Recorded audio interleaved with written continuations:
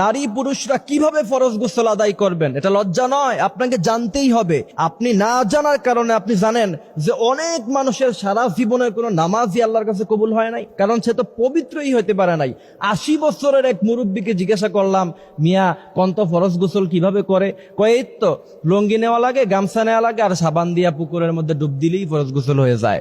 আপনি চিন্তা করেন, আমি চিন্তা করলাম 80 বছরের এক লোক যদি এই উত্তর দেয়, আজীবন তার নামাজ তো কবুল হয় নাই। কারণ তার ইবাদতের জন্য সর্বপ্রথম শর্ত হলো আপনাকে পবিত্রতা অর্জন করতে হবে। কথা বুঝেন?